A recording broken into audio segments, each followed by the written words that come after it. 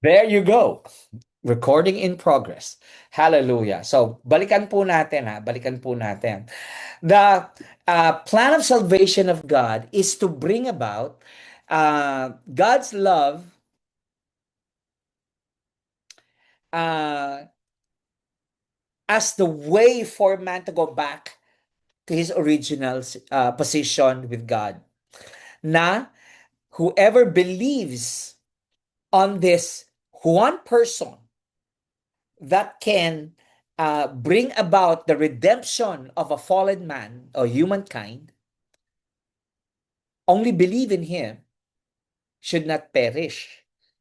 Because the nature of God, which is holy, said the, the, the person who have wronged us or fell to sin must be punished. However, the character of God, who is love, says, don't. So, both characters of God are at odds. Yung isa, parusahan na nagkasala. Yung isa, huwag parusahan. Thus came a sacrificial lamb, which is the Lord Jesus Christ, who have lived sinless, who have lived a life with the frailty of being a human person, and at the same time, God with all the powers and majesty of God Himself. No? Kaya nandoon, at nabanggit po natin that He followed, He obeyed God up to death. Death on the cross. That He obeyed God, death to the cross. And within 3 days, all the demons and all of Satan's cronies were festive. Napatay nila ang tagapagligtas. Pero after 3 days, hallelujah, the Lord rose back. Hallelujah. Thus completing the plan of salvation. The plan of salvation. So, kaya nga po dito sa ating teksto, ay makikita po natin that on Ephesians chapter 2 verse 8, for it is by grace you have been saved through faith, and this not from yourselves, it is the gift of God. It is by grace that you have been saved. Hallelujah. Through faith, and this not from yourselves. It is the gift of God. Now, there are three words here, three terminologies that I'd like for us to really sink our teeth in. Number one, salvation. What does that mean? Being saved. What does that mean? Salvation, the act of being delivered, redeemed, or rescued. Meaning, mga minamahal, the person who is being saved has no ability, has no power, walang kakayanan na iligtas ang kanyang sarili. Let's be clear about that. So the person that is needed to be saved, needing salvation, means they have no power to deliver themselves. They have no capability of redeeming themselves. They have no ability of rescuing themselves. They are bound. They are plummeting. They are bumubulusok patungo sa kapahamakan. They are bound for destruction. They are bound to death. They are drifting. They are fast forwarding towards destruction. Walang magagawa. That's the person who needs salvation. Number two word that I'd like us to chew on is grace. What is grace? Ang sabi po, grace is undeserved favor that is bestowed on those who ask God. Please take note of the technicalities. Grace, we don't deserve it. We don't deserve grace. And yet it was bestowed upon. Not because we deserve it, nor not because we are favored, but because of those who needs it. Grace, bakit mayroong sinasabi yung those who ask it, no? From God. It's because grace is not automatic. Grace is not automatic.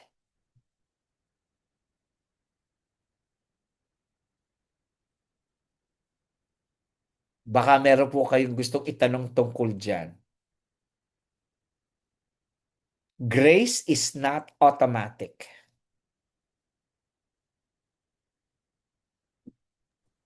It is available. Pwede pong paki-explain yung grace is not automatic. Salamat po. Grace is available to anyone. It is available to anyone. But it is not automatically applied. We need to come and ask for it. Example. May pagkain. Available. Sa bahay natin, may pagkain. Nandiyan. Pero hindi ka mabubusog kung hindi mo kukunin, hindi mo kakainin. Hindi siya automatic. It is available, but you need to act on it. The action that is needed for it to be applied is to ask for it, is to subject yourself to it, is to humble ourselves for it. Grace to the humble, judgment to the proud. Kaya kinakailangan tayo po ay magpakumbaba. Hinihingi po yan. Kami po ay may anak. Dalawa po yung anak na ipinanganak ni Pastora Inday. Hindi po ako nanganak. Si Pastora Inday ang nanganak. Dalawa po. Mayroon po silang kwarto. Nung ginagawa po yung bahay namin, may kwarto po sila. Hindi automatic na, onak, sa'yo to. Onak, sa'yo to. Hindi. They have to ask us. Why? Because the giver of grace sa kanila, he has the authority, he has the power, he has the ability to dispense. Another one po is that si VP Sara Duterte, siya po ay ini-impeach. Na-impeach na pala sa mababang kapulungan. She was impeached at the Congress. And now the impeachment trial is ongoing at the Senate. And in order for her, well, there is two ways for her. She could be found guilty or she could be found not guilty. It's not automatic. But it is there, available for her. No? So, she and her team has to work for it. They cannot be boastful. They cannot be mayabang or puwersahin na wag nyo na kami gawing guilty. Hindi eh. They have to subject themselves sa impeachment court. However, yung her being found not guilty is available, but not automatic. Just like the grace of God is available to everyone, but it's not automatically applied to everyone. Sana po ay na-explain ko, no? Sana po ay naliwanagan ko. Pastora Inday, you want to say something about this also? Yes. Go ahead. I agree with what you have said when the Lord Jesus died on the cross and he rose again, this grace is available It's available to everyone. Walang pipiliin, walang ang tawag to, walang espesyal na sa kanila lang yan. But it is meant for everyone. But the grace can only be tawag to, activated in our lives if we accept the Lord Jesus as our Lord and Savior. And if we submit ourselves nga to that grace. It doesn't, kaya nga kasi hindi porket na may grace is we ang tawag to, inaabuso natin, di ba? Most of people who don't understand the real essence of grace would parang na-abuse siya kasi nasa period naman tayo ng grace. Pwede pa rin ako magsisi kahit magkasala ako kasi nasa grace. But I believe that hindi nga siya automatic yung pag-activate nitong grace sa buhay natin if we don't subject ourselves under the authority of Jesus Christ. Kasi siya yung giver ng grace. Siya yung, sa kanya nagmula yung grace. So, yun lang po. Amen. Nagtaas ng kamay si Elder Rodel. Go ahead, Elder Rodel. Yes, Pastor. Dito ako sa kabilang bahay eh. Sure. At ko lang po, Pastor, how do we call, or what do we call those grace that have been given but not being asked? Okay. Anong tawag daw sa grace na available and yet not asked? Yung Tama? naibigay. Yung naibigay na grace pero hindi naman hinihingi. Ulit? Naibigay na Naibigay na grace? grace pero hindi hiningi. Mayroon bang naibigay na grace na hindi hiningi? Yes, Pastor, meron mga ganong minsan, mga sabihin nila, unexpected blessings, something like that. That's not grace. Okay. That's not grace. It's what you call goodness of God. Okay. Thank you po, Pastor. Na kadalasan, ito, actually maganda yung tanong mo, Elder Rodel eh. Maganda yung tanong mo. Bakit yung iba na hindi naman mananampalataya, nabibiyayaan? Bakit naman, di ba? Para sa akin, that's not grace, but that is the goodness of God na tawag ito, na nadadamay ang iba because of the child of God. It is the child of God that has the favor and blessings of the Lord. And those around that child of God na nabibiyayaan is because of the child of God. Gusto ko rin Go ahead. to give clarification kasi sometimes we interchange the goodness of God and the grace of God. I think yung grace of God is we are talking about our salvation. It is really an important ingredient. Ano pa? Important isa siyang bagay na importante para sa ating kaligtasan. Anybody can experience the goodness of God even if they're not saved, no? But because God, that's the character of God, yung He's good, no? But the grace of God is for those who don't deserve it, but He's giving it for the main purpose of salvation, para makabalik ang tao uli sa Kanya. So, ito yung binigay ng Panginoon, yung grace na to. So, para magkaroon ulit ng connection ng tao sa Diyos. But, hindi siya nga automatic. So, it is something that you ask for, that we are willing to submit to that grace. Although we don't deserve it, but if we want to experience salvation from the Lord Jesus, we need to submit ourselves to that grace at hingiin din natin to sa Panginoon. Na yung result of that grace, dumadating yung blessing, yung goodness ni God, yung faithfulness ni God, it's all a result of the grace of God. Amen. Praise God. Nagtaas ng kamay si Elder Val. Elder Val. Pastor, question Yep. related doon sa tanong ni Elder Rodel. Is grace the same with blessing, Hmm. or is blessing part of grace? Hmm. Ding, ding, ding, ding, ding, ding, ding. Hallelujah. Amen. Amen. No? That's a good question.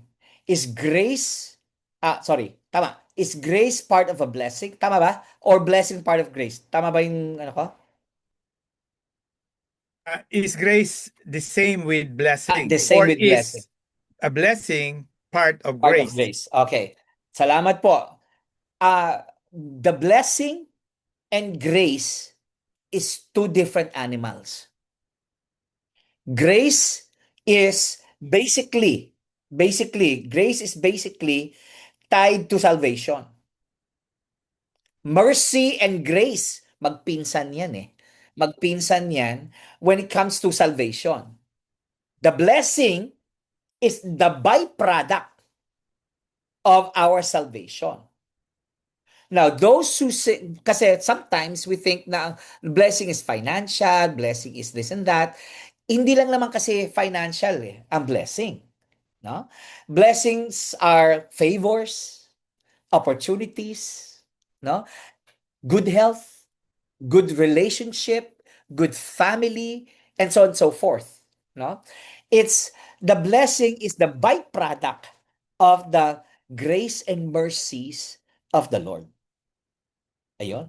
Praise God. Hallelujah. Sana nasagot ko, Brother Val. Hallelujah. Nagtaas po ng kamay si Elder Susan. Elder Susan?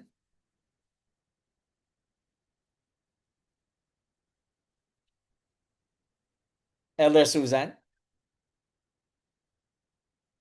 Yung kanina po, Apo? meron bang grace na hindi pa hinihingi pero kahit hindi mo hinihingi nandun na, meron po yung hindi na nauna na ang Diyos Yun ang nagbigay ng sinasabing grace na po kahit hindi pa natin hinihingi. No, yung biyaya na kahit hindi natin deserve na po. Yung tinatawag na prevenient grace, biyayang nauuna bago pa yung ating pagtugon. Yung grace through faith, yung biyayang tinatanggap sa pamagitan ng pananampalataya, pero naglaan na ang Diyos ng grace kahit hindi po pa natin hinihingi. Ganun po ang pag-ibig ng Diyos sa atin po. Ang Doon po biyaya ako. po ng Diyos, the grace of God, is available. Amen. But it's not automatic. Amen. Hindi lahat makararanas ng grace of God. Why? Kasi, number one, they do not ask for it. Number two, they do not humble themselves for it. They do not want it. Kaya hindi siya automatic. Kailangan siya ay hingin, kailangan siya ay sampalatayanan, kailangan tayo ay magpakumbaba, kailangan siya ay kasi the grace is undeserved favor. Pero ang kabaliktaran kasi ng grace is mercy. Hindi kabaliktaran. Yung the other side of the coin is mercy. Mercy naman is yung deserve natin, hindi binibigay. We deserve to be judged, go to hell, pero dahil sa kaawaan ng Diyos, hindi niya ginagawa. At yung hindi dapat sa atin, which is the kabutihan ng Diyos, ang tawag doon ay grace na dapat nating isubscribe from the Lord. So hindi siya, anong tawag doon wala lang, nandyan lang siya, tapos automatic. Anong tawag doon? I forgot the word. Oh my, I forgot the word. Hindi siya, Hindi lahat binibigay. Pastor, naka-off pala yung mic ko po. Ano po. Kailangan po magkaroon ka ng faith, pananampalataya para yung ganun po. Hindi automatic na sa'yo, pero yes, kailangan kasi po believe. ang grace and mercies of the Lord is connected to salvation. sa kaligtasan natin. Iba kasi po yung pagpapala na kadalasan na na pagpapalit natin, no?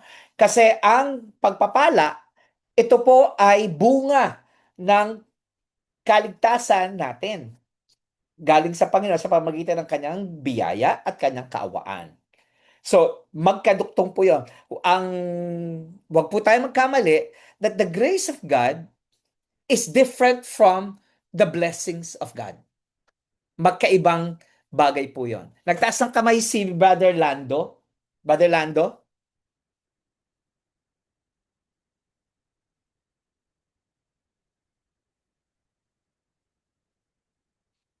Brother Lando? Opo. Amen po.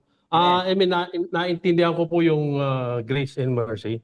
Para po bang ano to, parang isang points lang, pero magkabila yung ang baliktad niya, magkabila tao at saka agila. Amen. Iisa lang sila ngayon. Pagka sinabi po kasi natin na mercy, ito ay habag ng Diyos. Yes. Para bang tama po yung sabi niyo, Pastor, na tayo ay lahat makasalanan. Karapat dapat tayo sa impyerno. Pero dahil sa habag niya, inalis niya tayo doon. Amen. Ngayon, hindi tayo karapat dapat sa langit. Pero minarapat na napapunta tayo sa langit. That's grace. Yes. Yes. Ngayon, pupunta po ako yung kanina, yung sa tanong gusto ko pong sagutin na hindi automatic sa lahat. Totoo po yun, hindi ako automatic. Kasi salvation is for everyone. Kaya lang, nagiging effective lang yung salvation sa mga taong tatanggap. Katulad po nito, sabing ganun sa all the prophet witness, sabing that through his name, whosoever believe it on him shall receive the remission of sin. Yun lang tatanggap. Sa John 3:16 din, maliwanag na sinabi, for God so loved the world, minahal niya lahat ang mundo. Sabi, for God so loved the world, that He gave His only begotten Son. Sabi gano'n, ibinigay sa atin ang anak na tagapagligtas para sa atin lahat. Kaya lang, effective lang doon sa mga taong tatanggap sa Kanya. Kaya ang sabi niya, only those who, sabi niya, but whosoever believe it on Him should not perish but have everlasting life. Amen. Whosoever. Amen po. Salamat po. Salamat po. Baka, Pastor Inda, you want to say something earlier? Yeah. Okay. Why? Ang question is, why do you need to ask for it? Diba? If it is available, why do we need to ask for it? Kasi kapag available for anyone na wala lang, it would defeat the purpose ng pagkamatay ng Panginoon Jesus sa krus ng Kalbaryo, that He gave something precious yung binigay ng Diyos eh. Kapag hindi siya kailangan i-ask, Walang halaga. oo, nawawala ng halaga yung ginawa ng Panginoon Jesus dun sa krus ng Kalbaryo. Kasi it's for everyone. Diba? But, kaya kailangan siyang hingiin para makuha yung, makita how precious, how important yung ginawa ng Panginoon Jesus doon sa krus ng Kalbaryo. Kasi it makes it cheap kung kahit sino na lang, and hindi rin parang hindi wala kang gagawin, readily nandyan yan, available yan, parang nagiging hindi na ma-magnify yung ginawa ng Panginoon Jesus sa krus ng Kalbaryo. Amen. Amen. Praise God. Salamat po. Pastor. Salamat. Go ahead. So, grace is only available to believers. Amen. Available to everyone. Grace is available to those who Only ask for it. To believers. No, Would those that be who a ask correct for statement? it. Yeah, No. because if you are not a believer and you ask for grace, would the Lord give it to you? Ganito yan, mga kapatid. Kasi it is tied up with salvation. Right.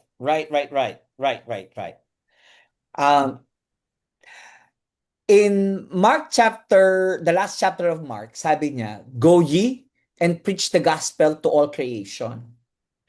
How would people know about the grace of God if no one will preach it? If no one will expose it? No? Um, the reason why there are people who ask for it because they have been convicted by the word of God that was preached to them. It was delivered to them.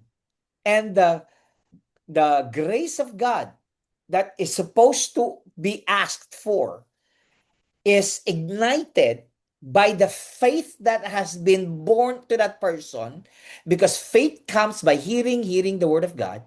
When faith comes, that's when the grace of God becomes ignited within that person. Thus, he asks for it. Thus, he becomes a recipient of the grace and mercies of God. Kaya nga, it's very important for all believers to be able to share the gospel, to be able to have a good testimony, to be able to bring the light of Christ in their community so that people will see your good work and that they may glorify God the Father. Kaya nga, mga minamahal, it is very important that we, leaders of the church, should understand, should be able to come into, mamaya kasi papunta ako dun no? Mamaya pupuntahan ko, inunahan lang ako ni Brother Val Nakakainis minsan to si Brother Val, lagi akong nauunahan No? Sorry po. Nasa latag ko yan nilalatag ko yan Anyway, Okay. it was a good, it was a good point, no? By the So, way, you have 15 minutes to go. I'm the I know! timekeeper. I know. Sige po, tuloy na muna natin to. Tuloy na muna po natin, no? And the third word that I'd like to share, mga minamahal, is faith. And this is the main thing of this lesson. Sabi po, alam naman natin, faith is being sure of what we hope for and certain of what we do not see. No? So again, it is by grace that we have been saved through faith. So faith plays a very big role. Faith plays a very big role in our salvation. Opening your booklet, please open your booklet, your Great Doctrines of the Bible booklet, to page 74. Page 74. Huh? Buksan po ninyo ang booklet ninyo sa page 74. And I want you to search it in that page. Ano po ang sinasabi patungkol sa faith when it comes to the connection of the work of Christ? What is faith when it comes to what's the use of faith when it comes to Christ's work of salvation? I'm gonna give you 60 seconds, saglit lang po ito, so that you can answer the question. What is the use of faith when it comes to the work of Christ in salvation? Your 60 seconds starts now.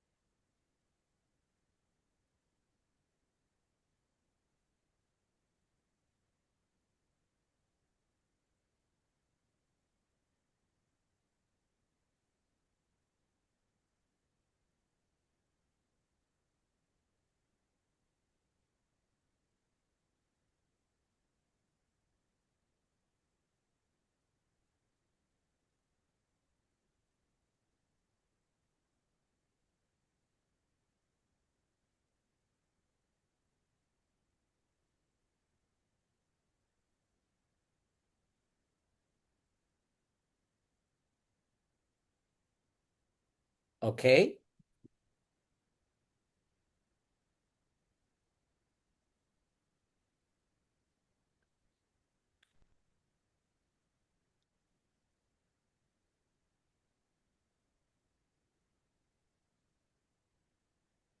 Okay. Ayan. Your 60 seconds is up. So ano po ang role ng faith? What's the use of faith when it comes to the work of salvation of the Lord Jesus Christ? Anyone? Sabi po doon sa libro natin.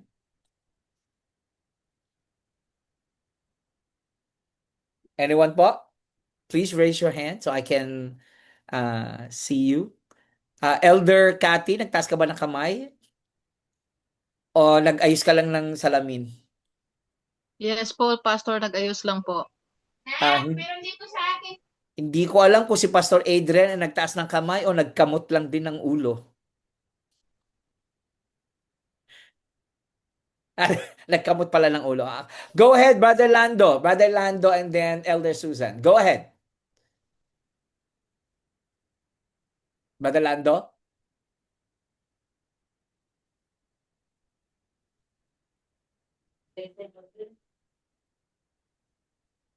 Nagtaas ng kamay si Brother Lando?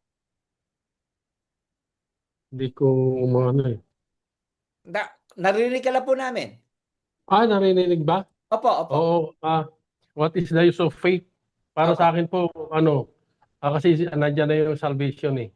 Parang faith activates salvation para sa iyo. Okay. Ganoon lang po kaiksi sa akin. Okay. Salamat po. Elder Susan? Para sa akin po, ang salvation ay work ni Christ, hindi ng tao. Siya yung namatay sa cross para sa ating kasalanan at siya rin ang nabuhay na muli. No po? So tapos na yung ginawa niya para sa ating salvation. Kaya ano ang role ng faith? Faith is our response to God's grace. No po? Hindi tayo nagpa-faith para dagdagan ang ginawa ni Jesus. No po? Tayo po ay nagtitiwala, tayo ay at tinatanggap natin yung ginawa niya para sa atin. Yung sabi sa Ephesians 2:8 na po, by grace you have been saved through faith. So simple lang po. Grace ang nagbibigay, faith ang tumatanggap, at si Jesus ang nagliligtas. Hindi tayo saved dahil malakas ang faith natin, kundi dahil sapat at tapos na ang ginawa ni Kristo. No po. Dahil po yan ay sa grasya ng Diyos. No po. Okay. Salamat po. Salamat po. Sister Pam Pertacorta from Surigao. Hello po, Pas. For me po, based dito sa booklet, faith pushes us to act on our beliefs. It makes us do what we believe in. So ito yung nagpupush sa isang Kristiyano or sa atin na kung ano yung pinaniniwalaan mo, gagawin mo, at kung ano yung iniutos sa'yo, gagawin mo, it's because of your faith. Yun lang po. Salamat po. Salamat po. Puntahan natin yung libro, mga minamahal.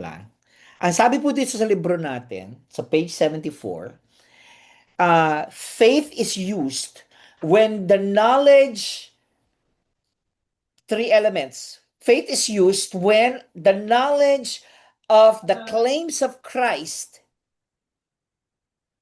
Number one, alam natin kung sino si Kristo.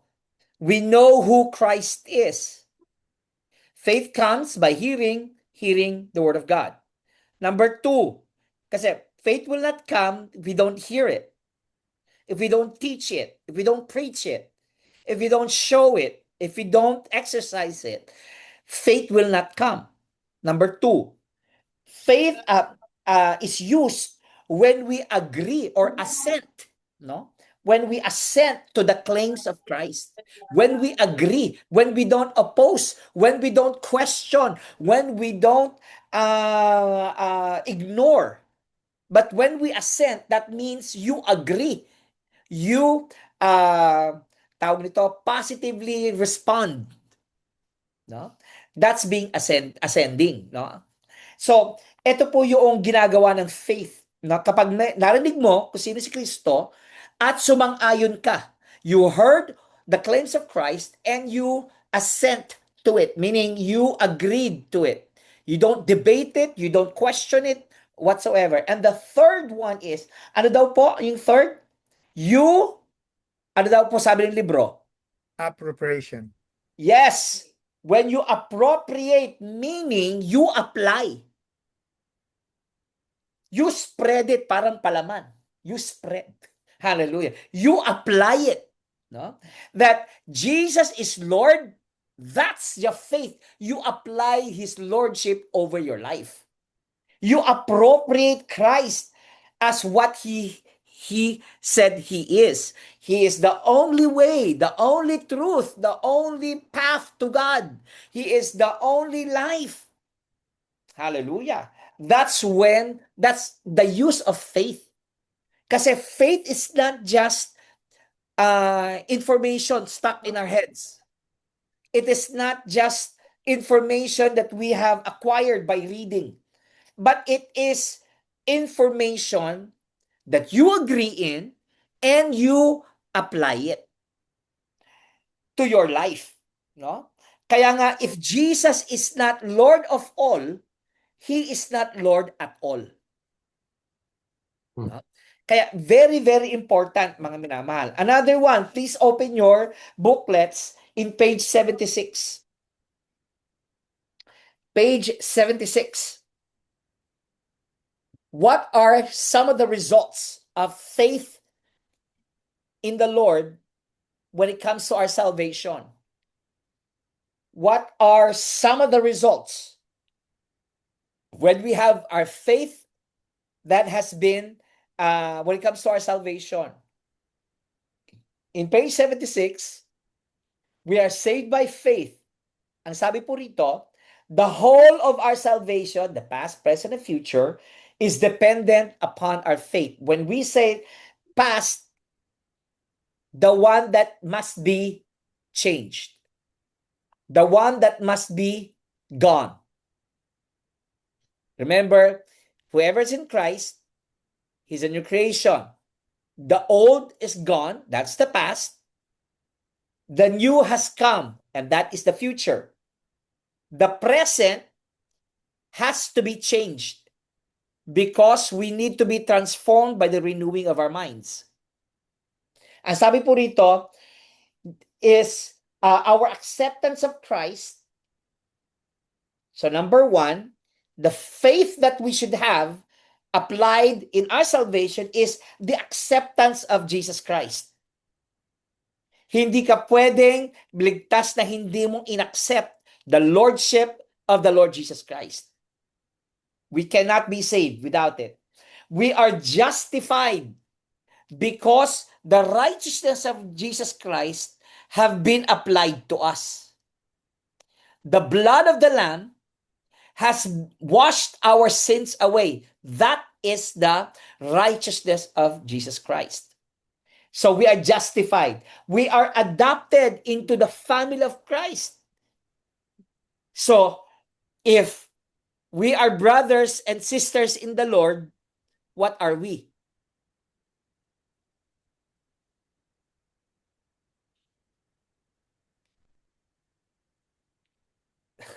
Salamat po sa sumagot. Walang sumagot. Hallelujah. Kung tayo ay magkapatid sa Panginoon, magkaano-ano tayo? Family. Yon! We are a family. We are family. Hallelujah. Pamilya tayo ng Panginoon. We are adopted. We are sanctified. Meaning as if wala tayong pagkakasala. As if. No? Na hindi ka nagkasala. Napakabuti ng Diyos. Woo! Hallelujah. As if you have done nothing wrong, you are sanctified. Hallelujah. Our keeping, the Lord bless you and keep you.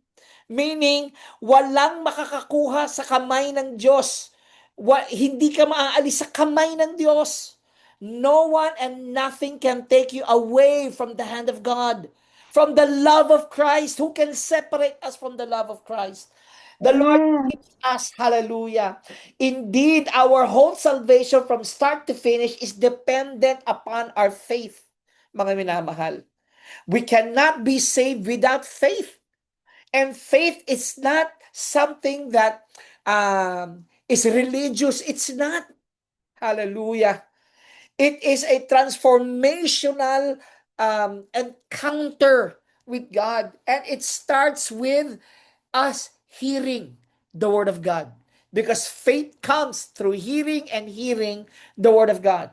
That's why every elder of the church, every pastor of the church, it is imperative, it is very important, it is the apex, it is the zenith of our faith to be able to share the gospel.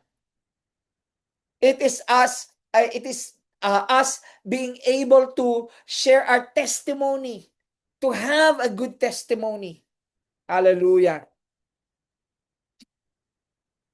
Hallelujah. Praise God. Amen. Bago po ako magpatuloy, kasi I only have 2 more minutes, pagagalitan ako ng elder dyan. Sabi po ni Pastora Jermaine, question po, how about po those who were saved at the last moment of their lives? If grace is not automatic, how do we understand God's grace in their salvation? Good question. The answer there is, it is the Holy Spirit that convicts the person. How? Because somewhere in his life, he heard the Word of God. He saw a testimony. He'd seen the way we lived. That's why the Holy Spirit will convict that person. Kaya it's very important, ladies and gentlemen of the Lord, that every word that comes out of your mouth, every action and reactions must shine Jesus. Jesus must shine through our words, to our deeds, to our thoughts, to everything. Kasi we don't know when that the person who will witness it, may the Holy Spirit be, kino-convict ang tao na bago siya mamatay. Sabi ni Pastor Renam, that is not grace but God's unearned favor freely given to anyone who are ready to receive it, because God's grace must personally receive and accept through faith. It is not something being forced to anyone without personal response. Amen. Yun ang sagot ni Pastor Renan kay Elder Rodel. Sabi po ni Sister Pastor Jermaine, naalala ko pala po yung prevenient grace. It refers to God's grace that comes before our response. God takes the initiative, draws, enables, and makes the response to Him possible. Sabi ni Pastor Louis, Efeso 2:8-9, po tayo ay naligtas sa biyaya sa pamamagitan ng pananampalataya, hindi dahil sa sariling gawa. Amen. Sabi po ni Brother Lando, faith activates salvation. Pastor Jermaine, knowledge, assent, and appropriation of Christ. Faith recognizes who Christ is and what He has done. Faith believes that Christ's claims are true. Sabi ni Pastor Louis, Christ accomplished salvation. God offers grace. We respond through faith. We receive salvation. Amen. Now, tuloy ko lang po itong PowerPoint, no, para matapos ko po itong aking presentation. Sabi po rito,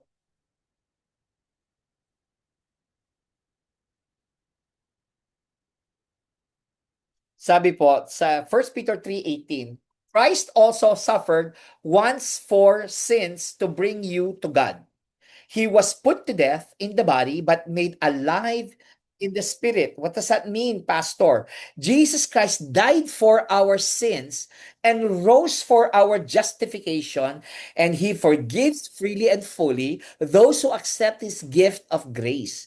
And that acceptance comes through faith. Amen. This is the meaning of salvation by grace through faith. That Christ died, rose again, gave justification, forgave us, and give gifts for us. That is when we have been saved through faith. Not because of what we have done, not because of who we are, not because of our qualification, not because of our education, but because of who and what the Lord Jesus did. So, ito po ang tanong sa atin. What is man's participation in the plan of salvation?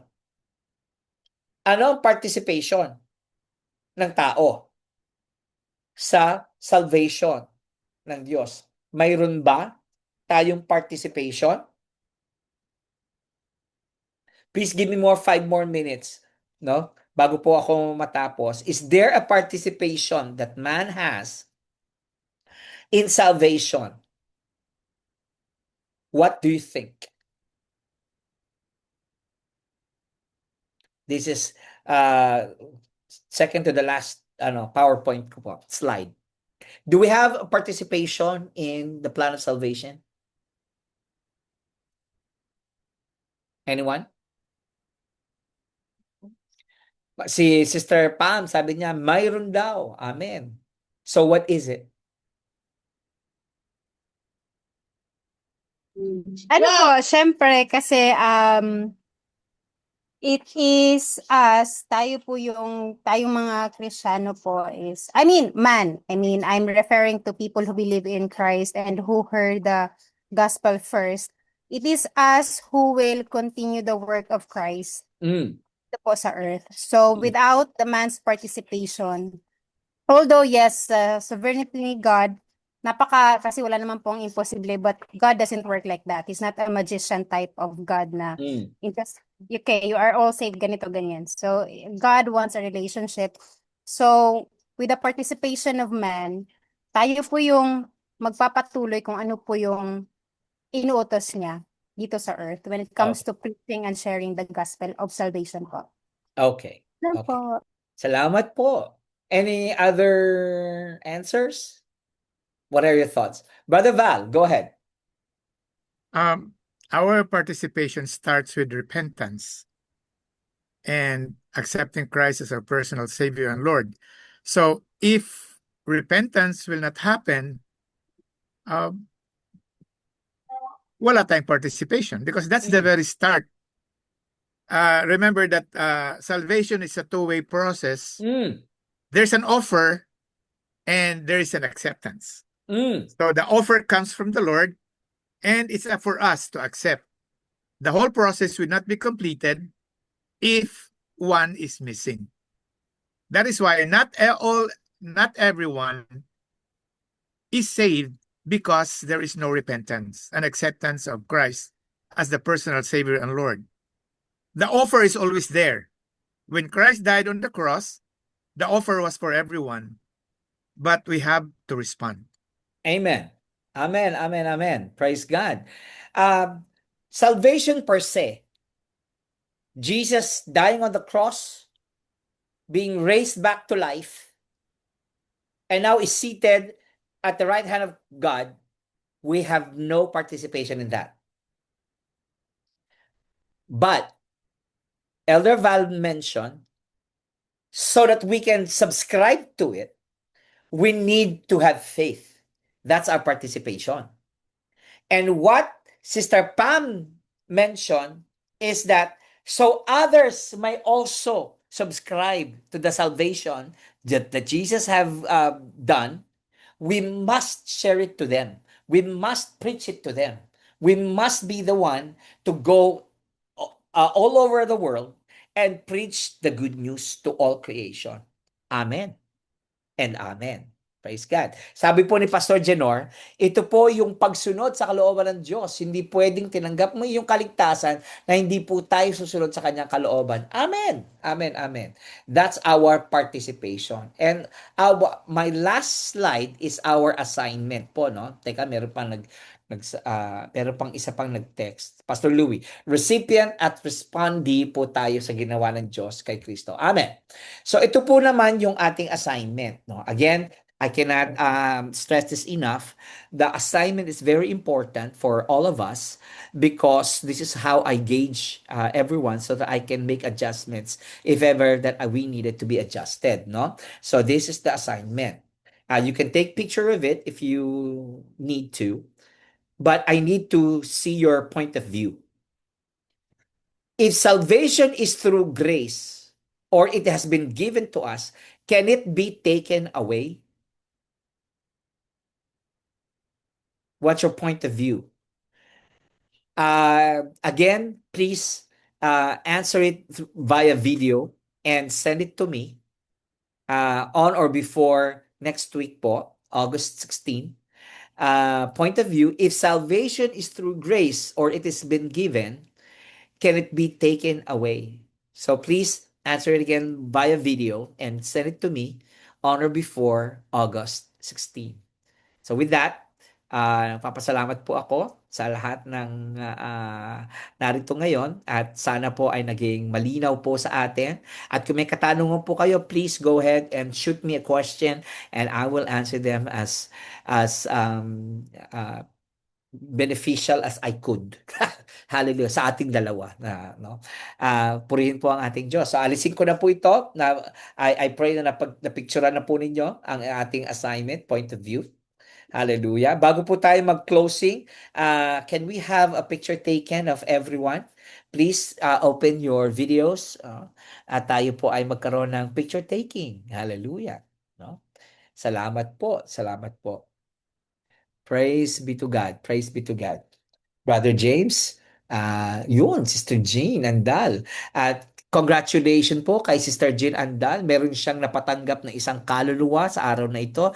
Glory to God. Hallelujah. Purihin ang ating Diyos. Nagsasaya ang kalangitan dahil sa isang kaluluwa na yan na nadala ni Sister Jean Andal, no, sa ating Panginoon. Sige po, let's take a picture, everyone.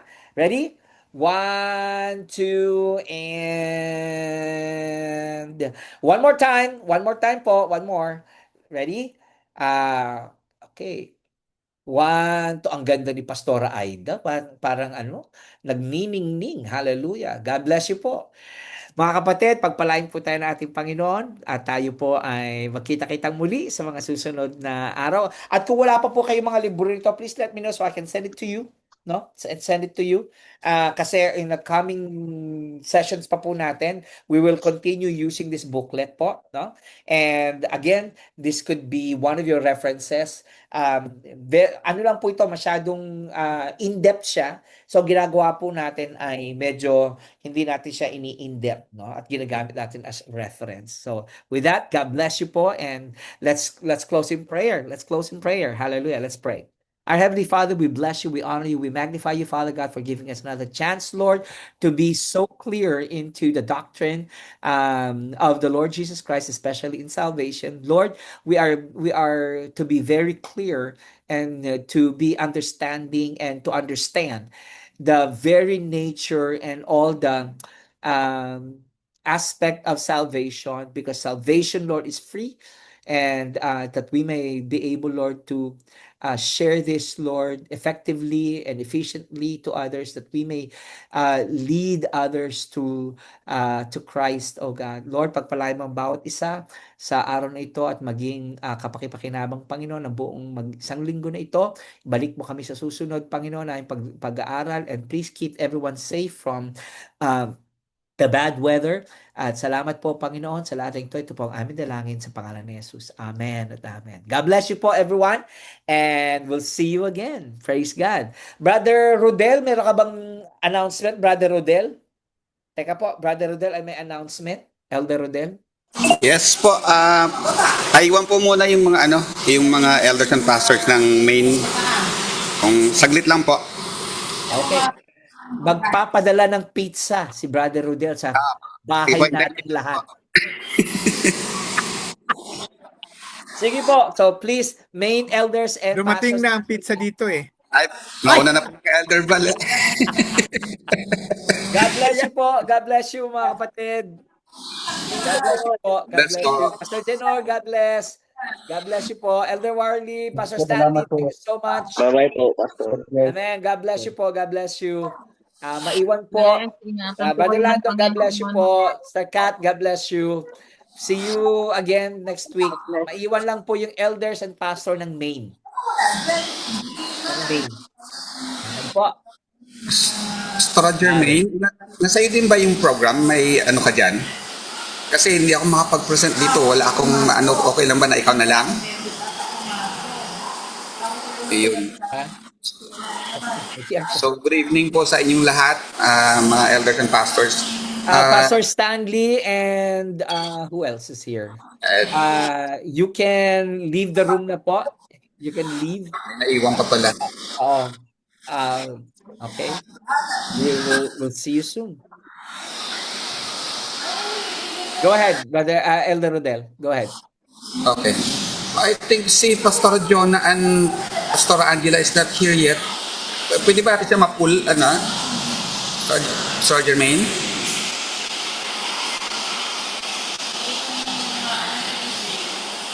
Send na lang siguro yung link sa kanila. So, yeah, unahan ko na. So, yun nga po, no, bali, na ano natin, unang-una, so gumawa nga po tayo ng sulat that we are not supposed to celebrate the anniversary anymore, right? Hindi na tayo dapat mag-celebrate because we are going to... Hindi. We are still celebrating pero hindi na siya kasing grand. Yeah, I know that, Pastor. Yun nga po, yun yung unang ano namin na Okay. Yun po yung unang napag-usapan. But